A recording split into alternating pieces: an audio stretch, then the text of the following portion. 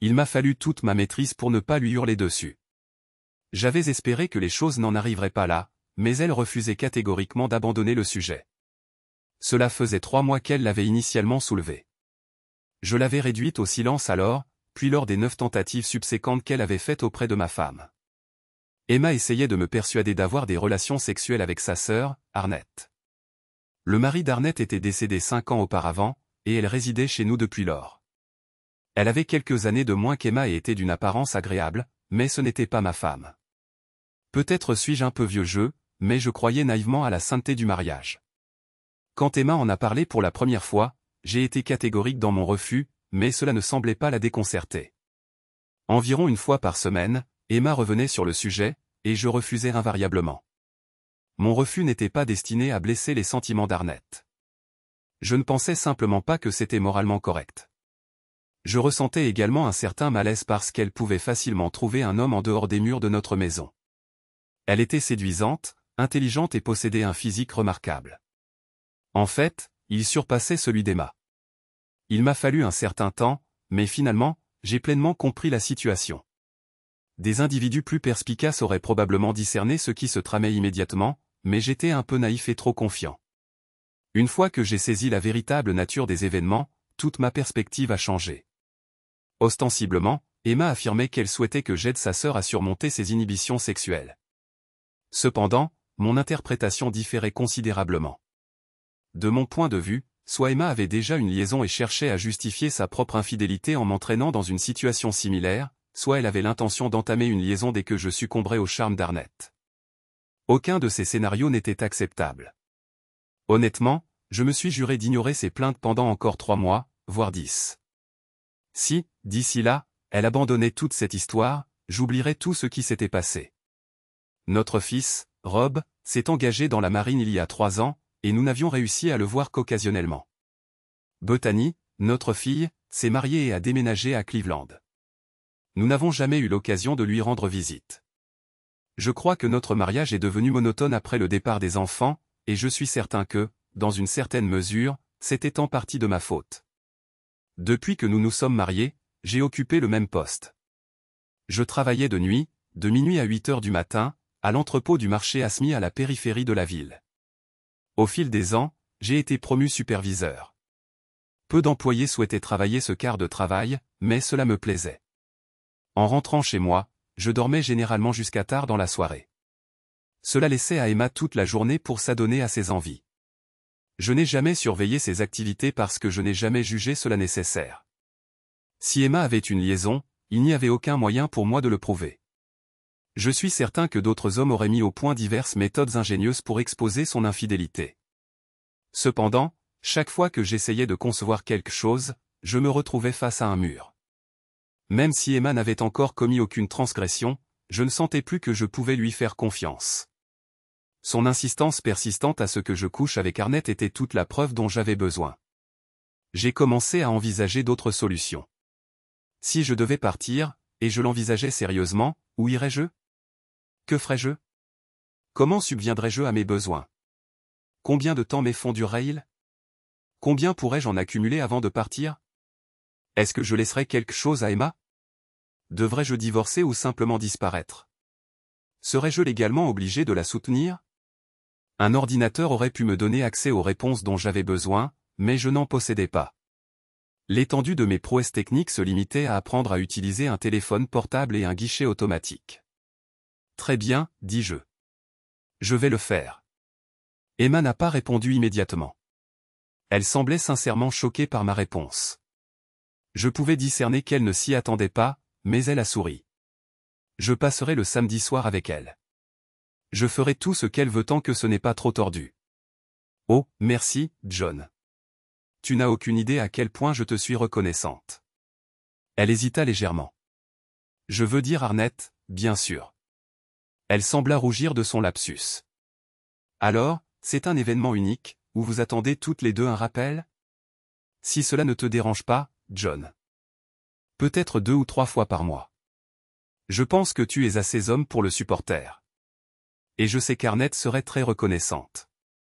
Je ne comprends toujours pas pourquoi elle ne peut pas simplement sortir et trouver un homme comme les autres femmes. John, il y a beaucoup de méchants dehors qui pourraient profiter d'elle. Elle peut te faire confiance, et je sais que tu peux la rendre heureuse. » Il m'a semblé qu'elle a même fait un clin d'œil en disant cela, et cela m'a irrité. « Très bien, je m'en remets à ta discrétion. Tu lui dis et tu prends les dispositions nécessaires. Je ne veux pas faire ça dans notre chambre. À part ça, je m'en fiche. Tu veux que j'utilise une protection? Non, je ne pense pas que ce soit nécessaire. » Alors, le samedi soir arriva, et je dois avouer qu'Arnett était bien meilleur au lit qu'Emma.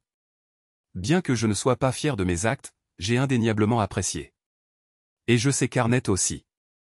Emma était absolument ravie. Elle semblait même plus satisfaite de toute la situation qu'Arnett et moi. Cela n'a fait que renforcer mes soupçons quant à sa liaison. Ou du moins, sa préparation. Le lundi matin, je me suis réveillé reposé. Emma m'a jeté un regard étrange alors que je quittais la maison. C'était inhabituel, vu les horaires que je faisais. Bien sûr, tout cela était sur le point de prendre fin. Sur le chemin du travail, ma radio était branchée sur une station country et western. Normalement, je gardais le volume bas, si tant est que je l'allumais. Miranda Lambert a commencé à chanter une chanson intitulée Kérosène. Je n'ai pas pu comprendre toutes les paroles, mais j'en ai saisi l'essence, et cela a fait germer une idée en moi. Allumez-les et regardez-les brûler. Apprenez-leur ce qu'ils doivent apprendre. Avant de commencer le travail, je me suis surpris à fredonner cette satanée chanson à voix basse. Et j'ai continué à la fredonner toute la journée. Quand je suis entré dans le bureau de l'entrepôt, j'ai même commencé à me sentir bien. J'avais pris une décision et j'avais l'intention de m'y tenir. J'ai présenté ma démission au travail, mais j'ai décidé de ne rien faire pour l'instant. Il n'y avait plus aucune ambiguïté quant à ce qui devait être fait, et comme j'avais déjà tout répété dans ma tête, je prévoyais que les choses progresseraient assez rapidement. J'étais prêt à mettre les choses en mouvement. Je n'avais pas l'intention de laisser quoi que ce soit à Emma. C'était sa récompense pour l'infidélité que je ne pouvais toujours pas prouver, mais dont j'étais maintenant suffisamment sûr pour agir. Ce soir-là, au dîner, Emma m'a informé que nous allions danser au centre communautaire samedi prochain. Elle a promis de préparer mon veston pour l'occasion. Elle semblait un peu trop enthousiaste à ce sujet. Cette nuit-là, je suis allé travailler pour la dernière fois. J'ai fait mes adieux à tous mes amis et j'ai vidé mon bureau et mon casier. Ils avaient préparé un plan de départ et des chèques pour mes jours de vacances non pris. J'avais prévu de continuer à faire semblant jusqu'à la fin de la semaine. Le vendredi soir, tout était prêt. Pendant la semaine, Arnett m'avait jeté quelques regards coquins, mais je n'ai pas cédé à leur persuasion. Aucune d'elles n'a remarqué que j'avais emballé environ la moitié de mes vêtements dans le coffre de ma voiture. J'avais vendu tous mes outils et mon matériel de jardinage. Le lundi matin, la première chose que j'ai faite a été de passer un entretien d'embauche chez Monarch Foods à Pensacola. Je n'avais aucune idée de ce à quoi m'attendre à la danse de samedi soir, mais j'étais presque certain que c'est là que je comprendrais enfin ce qui se passait réellement. Dès notre arrivée au centre communautaire, j'ai eu envie de partir.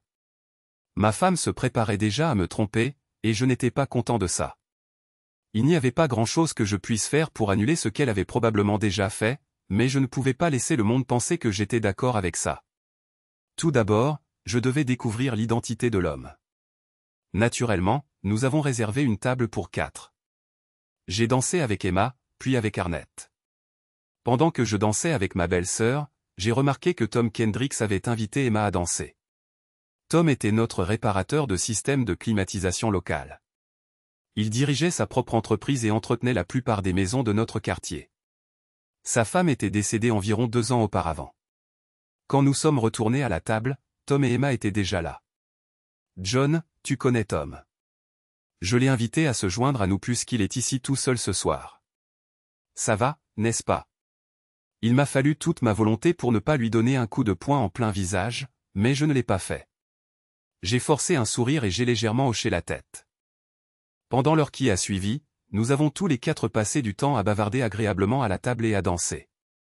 Il n'a pas fallu longtemps pour comprendre où tout cela allait, et je n'ai pas du tout aimé ça. En allant aux toilettes, j'ai fait un léger détour et suis sorti par une issue de secours latérale. C'était le bon moment pour une pause cigarette. Fumer était courant dans les lieux publics et les bâtiments, mais ce n'est plus le cas. Juste devant la porte, il y avait quelques autres gars qui consommaient du tabac. Nous avons échangé quelques banalités, et je me suis dirigé vers le parking latéral. J'avais besoin d'un moment seul pour réfléchir et décider de ce que j'allais faire. Je m'attendais à ce que dans l'heure, Emma annonce qu'elle et Tom partaient ensemble, et comme j'avais déjà commis le premier péché en couchant avec Arnett, je ne pouvais pas vraiment m'y opposer si elle partait avec lui. J'étais piégé à moins d'avoir recours à une confrontation directe, ce que je ne voulais vraiment pas faire. Alors que je traversais le parking, j'ai remarqué que le capot de ma voiture était ouvert. C'était étrange. Ma première pensée a été que quelqu'un avait volé la batterie. Au lieu de me précipiter, j'ai observé depuis l'ombre et me suis lentement approché. Quel qu'il fût, il avait essayé de refermer le capot discrètement, dans le calme de la nuit. Ce n'était pas facile. Je l'ai regardé marcher jusqu'au coin du parking et monter dans la voiture de Kendrick. Mais qu'est-ce que c'est que ça? Je suis resté figé jusqu'à ce que la cigarette que je tenais se consume et me brûle les doigts. Il ne semblait rien avoir pris. Alors, qu'avait-il fait? J'ai ouvert la boîte à gants, sorti ma mini-lampe de poche et soulevé le capot. Je n'avais jamais rien vu de pareil, il y avait 2 bâtons, ou ce que je supposais être des bâtons de dynamite, et autre chose étroitement emballée dans plusieurs couches de ruban adhésif. C'était positionné directement sur le moteur, avec 2 fils qui en sortaient. Un fil était connecté à la bobine d'allumage via une pince crocodile, tandis que l'autre était mis à la terre sur le bloc moteur. D'une simplicité trompeuse. Rien ne pouvait mal tourner. J'ai détaché les pinces crocodiles et rebranché le fil d'allumage. Ensuite, récupérant un tournevis dans la boîte à gants, j'ai commencé ma recherche de la Lincoln rouge que Tom Kendricks conduisait avec un air de propriétaire. Ouvrir le capot d'une voiture avec un tournevis est relativement simple si l'on connaît l'emplacement du loquet. Au début, ce n'était pas mon cas, il a donc fallu une brève période d'essai et d'erreur, mais j'ai fini par le déchiffrer. 1 minute plus tard, Tom Kendricks était l'heureux bénéficiaire du même cadeau que j'avais reçu. J'ai claqué le capot, sans me soucier de savoir si quelqu'un entendait. Personne ne l'a fait. Dans quelques heures, je devais quitter la soirée, mais selon mes calculs, j'étais censé partir avec Arnett, tandis que Tom et Emma partiraient ensemble. Cela signifiait qu'Arnett avait été choisi pour périr à mes côtés. Arnett était la sœur d'Emma. Cela impliquait-il qu'Emma ignorait les événements qui se déroulaient? Ou cela indiquait-il qu'elle était au courant et simplement indifférente? J'ai fumé une autre cigarette avant de rentrer et de discuter un moment avec plusieurs autres hommes qui luttaient également pour se défaire de cette habitude. Par pure précaution, je suis passé de l'alcool au Coca-Cola pour le reste de la soirée. Je voulais garder l'esprit clair. J'avais de l'empathie pour Arnett. Elle était manipulée et elle ne le méritait pas. Il semblait peu probable que j'aie l'occasion de discuter avec Emma, alors j'ai invité Arnett à faire un tour sur la piste de danse. Arnett, est-ce qu'on me tend un piège ici? Dois-je m'inquiéter de ce qui se passe? Je ne sais pas comment répondre à ça, John. Est-ce qu'Emma rentre à la maison avec nous ce soir, ou est-ce qu'elle a l'intention de partir avec Kendricks? Je ne suis pas censé révéler quoi que ce soit. Est-ce que cela signifie que ce que je viens de révéler va se produire? Arnett a haussé les épaules et m'a adressé un sourire penaud. La réponse était affirmative, mais elle n'arrivait pas à l'articuler à voix haute. Est-ce que ça te dérange tant que ça, John? Elle nous a exploités tous les deux pour s'approcher de Kendricks. C'était un acte méprisable. Ça ne me dérangeait pas, mais je lui ai dit qu'elle ne devait pas te faire subir ça. Elle a affirmé que c'était acceptable et que je ne devais pas m'inquiéter. Elle a dit que tu serais content. Comment a-t-elle l'intention de s'y prendre? Je n'en suis pas certaine, je soupçonne qu'ils vont simplement nous dire qu'ils s'en vont, puis ils le feront. En raccompagnant ma belle-sœur à table, mes pensées s'emballaient. Je ne savais toujours pas si Emma était au courant de la bombe ou non. Le soda affectait ma vessie presque aussi vite que la bière, ce qui nécessitait un autre voyage aux toilettes. Je n'étais pas pressé. En sortant, j'ai jeté un coup d'œil dans le couloir et j'ai vu Emma et Arnett en train de se disputer. Kendricks tirait sur le bras d'Emma, essayant de l'emmener avec lui hors du bâtiment. Bien sûr, je n'avais aucun moyen de connaître le sujet de la dispute, mais c'était passionné. Emma a jeté un coup d'œil vers la piste de danse et m'a remarqué en train de l'observer depuis le mur du fond. Elle m'a fait une grimace, puis a adressé quelques derniers mots à sa sœur avant de sortir en trombe. Arnett pleurait pendant qu'Emma et Kendricks sortaient du centre communautaire. Je ne suis pas totalement dépourvu d'émotion. Je ne savais pas précisément ce qui s'était passé, mais j'avais de la sympathie pour Arnett. Elle s'est effondrée dans mes bras quand j'ai tendu la main pour la réconforter.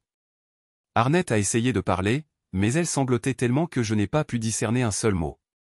Finalement, je l'ai fait asseoir et lui ai offert une gorgée de Coca-Cola. Maintenant, prends ton temps et dis-moi pourquoi tu es si bouleversé, John.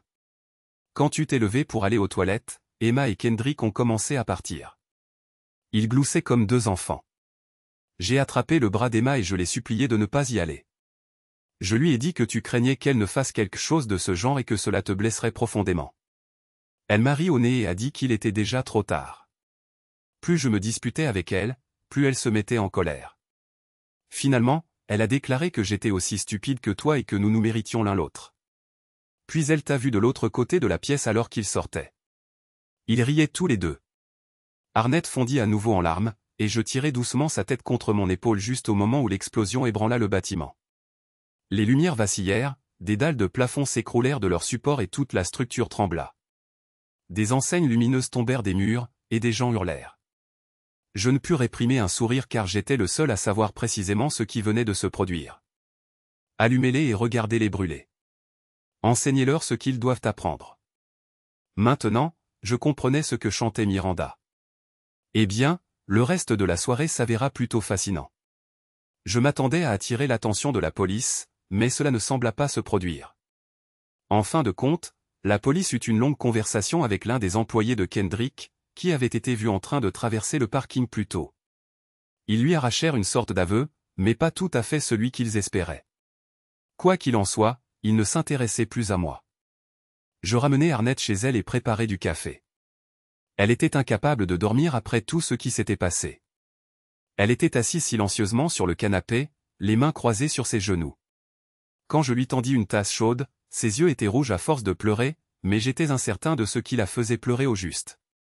Elle prit une gorgée et se tut. Le café était trop chaud. John, merci de t'être occupé de moi ce soir. J'apprécie vraiment ce que tu as fait. J'ai de la peine pour Emma. Vraiment. Ce qu'elle a fait était mal, mais elle ne méritait pas de mourir. La pauvre femme n'avait aucune idée à quel point elle avait failli être une victime de tout ça. Elle avait été trompée, tout comme moi. Comment deux sœurs pouvaient-elles être si complètement différentes? J'avais mes propres plans, mais maintenant, qu'est-ce que j'étais censé faire? Je n'avais pas du tout anticipé ça. Je lui tendis un mouchoir pour essuyer ses yeux. Arnett, es-tu déjà allé à Pensacola?